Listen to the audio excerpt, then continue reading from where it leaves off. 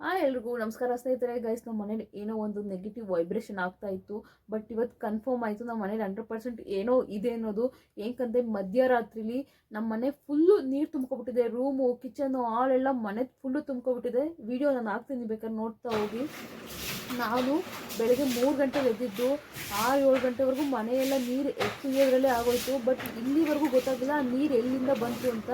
ನಮಗಂತೂ full shock ಆಗ್ತದೆ. ನಮ್ಮ ಮನೆಯಂತೂ ಫುಲ್ ಶಾಕು. ನೀರು ಎಲ್ಲಿಂದ ಬಂತು ನಮ್ಗೆ ಇಲ್ಲಿವರೆಗೂ ಗೊತ್ತಾಗಿಲ್ಲ ನೀರು ಎಲ್ಲಿಂದ ಬಂತು, ಮನೆಯಲ್ಲೇ ಹೆಂಗೆ ತುಂಬಿಕೊಳ್ತು ನೀರು. ಅದು ಮಧ್ಯರಾತ್ರಿ ನಾವು ಮಲ್ಕೊಂಡಿದ್ದೆ 11 ಗಂಟೆ, ರಾತ್ರಿ 11 ಗಂಟೆಗೆ. ಅಷ್ಟವರೆಗೂ ಏನು ಇಲ್ಲ, ಚೆನ್ನಾಗಿದ್ದು. ನಾವು ಲೇಟಾಗಿ ಹೋಗಿ ನಾನೇ ಬಂದು ಮಲ್ಕೊಂಡಿದ್ದು. ನಮ್ಮ ಮನೆಯವರು ಆಚೆ ಮಲ್ಕೊಂಡು ನಾನು ನನ್ನ ಮಗ ರೂಮಲ್ಲಿ ಮಲ್ಕೊಂಡಿದ್ವಿ.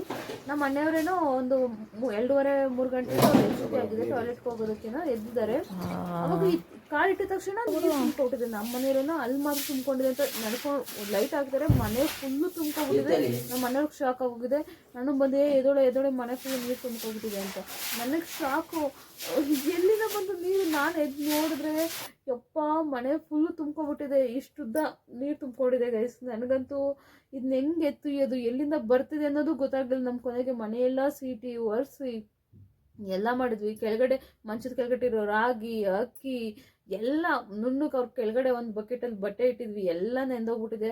ಅವನದು ಟೆಸ್ಟ್ ಎಕ್ಸಾಮ್ ನಡೀತಿದೆ, ಎಕ್ಸಾಮ್ ಪೇಪರ್ಗಳೆಲ್ಲ ಓದಿ ಅಲ್ಲಿ ಕೆಳಗಡೆ ಹಂಗೆ ಇಟ್ಟಿದ್ದ ಅವನು. ಎಲ್ಲ ಆಲ್ಮೋಸ್ಟ್ ಬುಕ್ಸು, ಆಮೇಲೆ ಪೋರ್ಷನ್ ಪೇಪರ್ಸು ಎಲ್ಲ ನೆಂದೋಗ್ಬಿಟ್ಟಿದೆ. ಎಲ್ಲ ಓದ್ವು. ನಾನು ಪೋರ್ಷನ್ ಪೇಪರೆಲ್ಲ ಈಗ ಕಳಿಸ್ಕೋಬೇಕು ಅವ್ರ ಫ್ರೆಂಡ್ ಹತ್ರ, ಫೋನಲ್ಲಿ ಕಳಿಸ್ಕೊಳ್ತೀನಿ. ಬಟ್ ಅದೆಲ್ಲ ವಿಷಯ ನಮಗೆ ಇದು ನೆಗೆಟಿವ್ ವೈಬ್ರೇಷನ್ ನಮ್ಗೆ ಆಗ್ತಾ ಇತ್ತು. ನಮ್ಗೆ ಸ್ವಲ್ಪ ಆಗ್ತಾಯಿತ್ತು. ನಮ್ಮ ಮನೆಗೆ ಬಂದಾಗಿಂದ ಏನಾರು ಒಂದು ಹುಷಾರಿಲ್ದಂಗೆ ಆಗೋದು, ಅಥವಾ ನಮ್ಮ ಮನೆಯವ್ರಿಗೆ 2 ಸಲ ಮನೆಗೆ ಬಂದಾಗಿದ್ದು ಆಕ್ಸಿಡೆಂಟ್ ಆಗಿದೆ. ನನಗೆ ಅವಾಗವಾಗ ಹುಷಾರಿಲ್ದಂಗೆ ಆಗ್ತಾನೆ ಇರ್ತೀನಿ.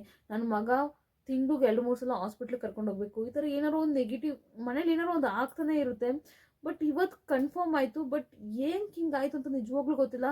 ಅದು ಇಲ್ಲಿವರೆಗೂ ನಮ್ಗೆ ಗೊತ್ತಾಗಿಲ್ಲ. ನೀರು ಎಲ್ಲಿಂದ, ಯಾವ ದಿಕ್ಕಲ್ಲಿ, ಅಥವಾ ಎಲ್ಲಿಂದ ಹರ್ಕೊಂಡು ಬಂತು, ಹೆಂಗೆ ಬಂತು ಅನ್ನೋದೇ ಗೊತ್ತಾಗಿಲ್ಲ. ಅಥವಾ ಯಾರೋ ಬೇಕು ಅಂತ ಮಾಡಿದ್ರ, ಅಥವಾ ಇಲ್ಲಿಂದನೇ.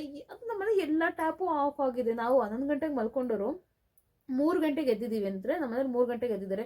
ಒಂದು 3-4 ಅವರ್, ಒಂದು 5 ಅವರ್ ಇರ್ಬೋದು ಅಷ್ಟೇ. ಅಷ್ಟರಲ್ಲಿ ಒಂದು 5 ಅವರಲ್ಲಿ ಇಲ್ಲಿ ನೀರು ಬಂದು ಹೆಂಗೆ ಸೇರ್ಕೊಳ್ಳೋದಕ್ಕೆ ಸಾಧ್ಯ? ಅದನ್ನ ನೀರು ಟ್ಯಾಪಲ್ಲಿ ಆನ್ ಆಗಿದ್ರು ನಮಗೆ ಸೌಂಡ್ ಕೇಳಿಸ್ಬಿಡುತ್ತೆ, ಎದ್ದು ಬಿಡ್ತೀವಿ. ಬಟ್ ಸೌಂಡು ಇಲ್ಲ. ಅದು ನೀರು ಬರ್ತಾ ಇರಬೇಕಲ್ವಾ, ಅದೂ ಇಲ್ಲ. ಬಟ್ ಹೆಂಗೆ ತುಂಬಿಕೊಳ್ತು, ಹೆಂಗೆ ಬಂತು ಅನ್ನೋದು ನಮ್ಗೆ ಇಲ್ಲಿವರೆಗೂ ಕನ್ಫ್ಯೂಸ್ ಆಗ್ಬಿಟ್ಟದೆ. ಅದಲ್ದೇ ನಮ್ಮ ಪಕ್ಕದ ಮನೆ ಅಜ್ಜಿ ಬೇರೆ ಸತ್ತೋಗ್ಬಿಟ್ರು. ಈಗ ಒಂದು 2-3 ತಿಂಗಳಾಯಿತು. ಸಿಕ್ಕಾಪಟ್ಟೆ ನಮ್ಮ ಮನೇಲಿ ತೊಂದರೆ ಮೇಲೆ ತೊಂದರೆ ಆಗ್ತಾನೆ ಇದೆ. ಏನೋ ಒಂದು ಆಗ್ತಾನೆ ಇದೆ. ಯಾವುದೇ ರೀತಿ ಎಲ್ಲಾದರೂ ಪರವಾಗಿಲ್ಲ, ಆಗ್ತಾನೆ ಇದೆ. ಅಂದರೆ ಆ ಅಜ್ಜಿ ಅವರು ಕೂಡ ಅಷ್ಟೇ ಚೆನ್ನಾಗೇ ಇದ್ದರು. ಎಷ್ಟು ಆ್ಯಕ್ಟಿವ್ ಆಗಿದ್ರು. ಅವತ್ತು ಸಂಡೇ ಅಂತ ಮನೆ ತವೇ ಇದ್ದಿದ್ದವರು ತುಂಬ ಆ್ಯಕ್ಟಿವ್ ಆಗಿದ್ರು. ಅಕ್ಕಿ ಸೋಸಿ ಎಲ್ಲ ಚೆನ್ನಾಗಿ ಮಾಡ್ತಿರೋ. ಡೈಲಿ ನಡ್ಕೊಂಡೋಗಿ ಕೆಲ್ಸಕ್ಕೆ ಹೋಗ್ಬಿಟ್ಟು ಬರ್ತಿದ್ರು. ಇದ್ದಕ್ಕಿದ್ದಂಗೆ ಉಸಿರು ನಿಲ್ಲಿಸ್ಬಿಟ್ರು. ಅವರು ಗೊತ್ತಿಲ್ಲ, ನನ್ನನ್ನೇ ಕರೆದಿದ್ದವರು. ಅವ್ರಿಗೆ ಉಸಿರು ಕಟ್ಕೊಬಿಟ್ಟಿದೆ. ಅವ್ರಿಗೆ ಮಾತಾಡೋಕ್ಕಾಗ್ತಿಲ್ಲ. ಭವ್ಯ ಅಂದರೆ ಭವ್ಯನ ಕ್ಲಿಯರ್ಗೆ ಬರ್ತಲ್ಲ. ನಾನು ಹೇಳಿ ಈ ಥರ ಬರ್ತಿದೆಯಲ್ಲ ವಾಯ್ಸು, ಎಲ್ಲಿಂದ ಬರ್ತಿದೆ, ಏನಾಯ್ತು ಆಂಟಿ ಅಂತ ಹೋಗೋದಕ್ಕೆ ನಮ್ಮ ಕೆಳಗಡೆ ಚರ್ಚವ್ರನ್ನ ಕರೀರಿ, ಚರ್ಚವ್ರನ್ನ ಅಂತ ಕೇಳಿದ್ರು. ನಾನು ಅವ್ರನ್ನ ಕರೆದೆ. ಆಮೇಲೆ ಓನರ್ ಆಂಟಿನೆಲ್ಲ ಕರೆದೆ. ಸೊ ಅವರೆಲ್ಲ ಬಂದು ಅವ್ರನ್ನ ಬನ್ನಿ ಹಾಸ್ಪಿಟ್ಲಿಗೆ ಹೋಗೋಣ ಅಂತ. ಅವ್ರು ಬರಲೇ ಇಲ್ಲ, ನಾನು ಹಿಂಗೆ ವಾಸಿ ಆಗ್ತೀನಿ, ನಾನು ಹೊರ್ಟೋಗ್ಬಿಡ್ತೀನಿ.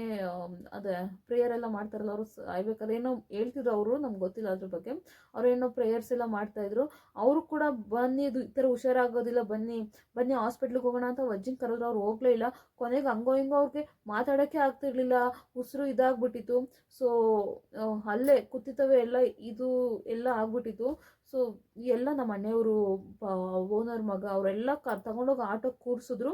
ಅಂದರೆ ಆಟೋಗೆ ಇಡಿಸ್ಲಿಲ್ಲ. ಫುಲ್ ಬಾಡಿ ಅವರು ಕುತ್ಕೊಳ್ಳೋಕ್ಕೂ ಆಗ್ತಾಯಿಲ್ಲ ಅವ್ರಿಗೆ. ಆಟೋಗೆ ಇಡಿಸ್ಲಿಲ್ಲ. ಓಕೆ, ಆ್ಯಂಬುಲೆನ್ಸ್ ಕರ್ಸೋಣ ಅಂತ ಅಲ್ಲಿ ಕೆಳಗಡೆ ರೋಡಲ್ಲೇ ಕೂರಿಸ್ಕೊಂಡು ಮಲ್ಕೊಂಡಿದ್ವಿ. ಸೊ ಅಲ್ಲೇ ಪ್ರಾಣ ಹೊಂಟೋಗ್ಬಿಟ್ಟಿದೆ. ಹಂಗೋ ಹಿಂಗೋ ಮಾಡಿ ಆ್ಯಂಬುಲೆನ್ಸು ಕೊನೆಗೆ ಬರಲೇ ಇಲ್ಲ ಆ್ಯಂಬುಲೆನ್ಸರು. ಆಗೋ ಹೀಗೋ ಮಾಡಿ ಆ ಆಟೋದೊಳಗಡೆ ಒಬ್ರು ಕುತ್ಕೊಂಡು ಹಿಡ್ಕೊಂಡು ಹೆಂಗೋ ಕರ್ಕೊಂಡೋದ್ರು. ಅಲ್ಲಿ ಆಲ್ಮೋಸ್ಟ್ ಅಲ್ಲೇ ಡೆಡ್ ಆಗ್ಬಿಟ್ಟಿದ್ರಂತೆ. ಇಲ್ಲೇ ಸತ್ತೋಗ್ಬಿಟ್ಟಿದ್ರು. ಸೊ ಇರ್ಬೋದನ್ನೋ ಜೀವ ಅನ್ನೋ ಒಂದು ಇದ್ರಲ್ಲಿ ಕರ್ಕೊಂಡೋಗಿದ್ದಾರೆ. ಅಲ್ಲೇ ಡೆಡ್ ಆಗಿಬಿಟ್ಟಿದ್ರು, ರೋಡಲ್ಲಿ ಡೆಡ್ ಆಗಿದ್ದು. ಬಟ್ ಆ ಮನೆಗೆ ಅವ್ರು ಇಲ್ಲಿವರೆಗೂ ಏನೂ ಪೂಜೆ ಕೂಡ ಮಾಡಿಸಿಲ್ಲ, ಮನೆಗೆ ಏನೂ ಮಾಡಿಸಿಲ್ಲ. ನಮಗೇನೋ ಒಂಥರ ಭಯ. ಪಕ್ಕದೇ ಮನೆ ಆಗಿರೋದ್ರಿಂದ, ಆ ಅಜ್ಜಿ ನನ್ನನ್ನೇ ಕರೆದಿರೋದ್ರಿಂದ, ಕೂಗಿದ್ರಿಂದ ಫಸ್ಟು ಅವ್ರು ಸಾಯ್ಬೇಕಾದ್ರೆ ಅದೊಂದು ಭಯ 100% ಇರುತ್ತೆ. ಅದಕ್ಕೋಸ್ಕರನೇ ಏನೋ ಆಗ್ತಿದೆಯಾ, ಅಥವಾ ನಿಜವಾಗ್ಲೂ ನಂಬೇಕಾ ಬಿಡಬೇಕಾ, ಇದೆಲ್ಲ ಹೆಂಗೆ ಆಗ್ತಿದೆ ಅನ್ನೋದು ನಮ್ಗೆ ನಿಜವಾಗ್ಲೂ ಗೊತ್ತಾಗ್ತಾಯಿಲ್ಲ. ಸಿಕ್ಕಾಪಟ್ಟೆ ಕನ್ಫ್ಯೂಷನ್ ಇಲ್ಲಿ ಇದ್ದೀವಿ ನಾವು ಮನೆಯವರೆಲ್ಲ ಈಗ. ಅಥವಾ ಮನೆ ಖಾಲಿ ಮಾಡೋಣ ಅಂದರೆ ಇನ್ನೂ 2 ವರ್ಷ ವಾರಂಟಿ ಇದೆ, ಅಂದರೆ ಇದನ್ನ ಹಾಕಿದ್ದೇವೆ, ಲೀಸ್ಗೆ ಹಾಕಿಸ್ಕೊಂಡಿದ್ದೀವಿ, ಇನ್ನು 2 ವರ್ಷ ಇದೆ. ಸೊ ಈಗ ಖಾಲಿ ಮಾಡೋಕ್ಕೂ ಆಗಲ್ಲ 2 ವರ್ಷ ಇದ್ದಾಗ. ಹೆಂಗೆ ಮಾಡೋದು, ಹೆಂಗೆ ಕತೆ, ಎಲ್ಲ ಕನ್ಫ್ಯೂಷನು. ಒಟ್ನಲ್ಲಿ ನಮಗಂತೂ ಈ ಮನೇಲಿ ಏನೋ ಒಂದು ನೆಗೆಟಿವ್ ವೈಬ್ರೇಷನ್ ಆಗ್ತಿರೋದಂತೂ ನಿಜ. ಅವಾಗವಾಗ ಹುಷಾರಿಲ್ದಂಗೆ ತಪ್ಪೋದು, ಅಥವಾ ಇದ್ದಕ್ಕಿದ್ದಂಗೆ ಉಸಿರುಗಟ್ಟಂಗೆ ಆಗೋದು, ಈ ಥರ ಎಲ್ಲ ಆಗ್ತಾ ಇರುತ್ತೆ. ನಮ್ಮ ಅವ್ರಿಗೇನೋ ಹೊರಗಡೆ ಹೋಗಿ ಬಂದುಬಿಡ್ತಾರೆ. ಬಟ್ ನಾವು ಮನೇಲಿರೋರು, ನನಗೆ ಗೊತ್ತಿರುತ್ತೆ ಹೆಂಗೆ ಆಗ್ತಿರುತ್ತೆ. ಅದು ಅಲ್ಲದೆ ಒಬ್ಬಳೇ ಇರ್ತೀನಿ ಆಲ್ಮೋಸ್ಟು, ನನ್ನ ಮಗ ನಾನು ಇರ್ತೀವಿ. ಬಟ್ ಅವ್ನು ಸ್ಕೂಲ್ಗೆ ಹೋದಾಗ ನಾನು ಒಬ್ಬಳೇ ಇದ್ದಾಗಂತೂ ಇದ್ದಿದ್ದು ಏನೋ ಒಂಥರ ಭಯ ಮನಸ್ಸಲ್ಲಿ. ಒಂಚೂರು ಏನಾದ್ರು ದಡಕ್ಕಂದ್ರೂ ನನಗಿಲ್ಲೇನೋ ಭಯ, ಕೈಕಾಲು ನಡುಗೋ ರೀತಿ ಆಗ್ತಿರುತ್ತೆ.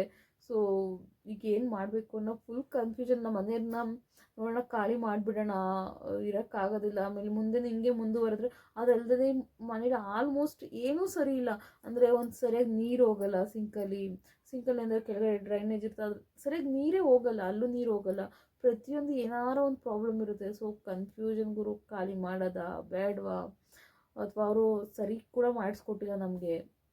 ಈಗ ನೀರು ಎಲ್ಲಿ ಬಂತು ಅನ್ನೋದಂತೂ ನಮಗೆ ಕ್ಲಿಯರ್ ಆಗಿಬಿಟ್ರೆ ಒಂಚೂರು ಕನ್ಫ್ಯೂಷನ್ ಕೂಡ ಒಂದು ಕ್ಲಾರಿಟಿ ಸಿಕ್ತಂಗೆ ಆಗುತ್ತೆ. ಇಲ್ಲಿಂದ ಬಂದಿದೆ ಬಿಡುತ್ತ ಅದು ಓಕೆ. ನಮಗೆ ಸಿಂಕಿಂದ ಬಂದ ಇದೆಲ್ಲ ಏನಂತಾರೆ, ಅಲ್ಲಿಂದ ನೀರು ಹೋಗದೆ ಹರ್ಕೊಂಡು ಬಂದಿದೆ ನೀರು ಅನ್ನೋದಾದರೆ, ಅಲ್ಲಿ ಫುಲ್ ಡ್ರೈ ಒಣಗೋಗಿದೆ, ಅಲ್ಲಿ ಏನಂದ್ರೆ ಏನಿಲ್ಲ. ಬಟ್ ಮನೇಲಿ ನೀರು ತುಂಬಿಕೊಂಡಿದೆ, ಹೆಂಗೆ ಸಾಧ್ಯ?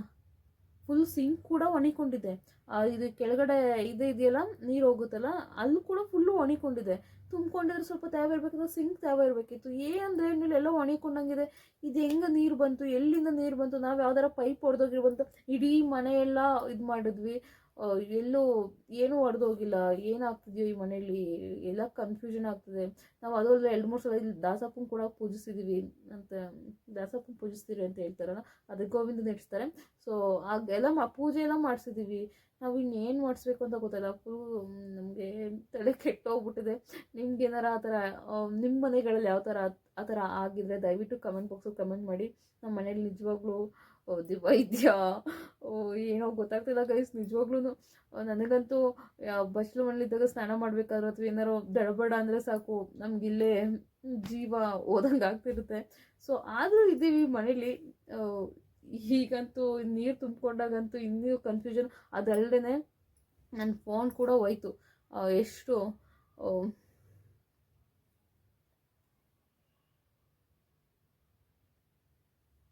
ಅದಲ್ಲದೆ ನನ್ನ ಫೋನ್ ಕೂಡ ಹೋಗಿದೆ ಈಗ ಹಾಳಾಗಿ. ಈಗ ಏನು ಮಾಡಬೇಕಂತ ಗೊತ್ತಾಗ್ತಾ ಇಲ್ಲ. ಅದಲ್ಲದೆ ನನ್ನ ಫೋನ್ ಕೂಡ ಹಾಳಾಗಿದೆ ಈಗ ಏನು ಮಾಡಬೇಕಂತ ಗೊತ್ತಾಗ್ತಾ ಇಲ್ಲ ನನಗೆ. ಅದರಲ್ಲಿ ನನ್ನ ಯೂಟ್ಯೂಬ್ ಚಾನಲ್ ಇದೆ, ಅದರಲ್ಲಿ ಆಲ್ರೆಡಿ ಅದು ಮಾನಿಟೈಸ್ ಕೂಡ ಆಗಿತ್ತು. ಇದ್ದಕ್ಕಿದ್ದಂಗೆ ಫೋನ್ ಹಾಳಾಗಿದೆ ಈಗ. ನನಗೆ ಫುಲ್ಲು ಕನ್ಫ್ಯೂಷನ್.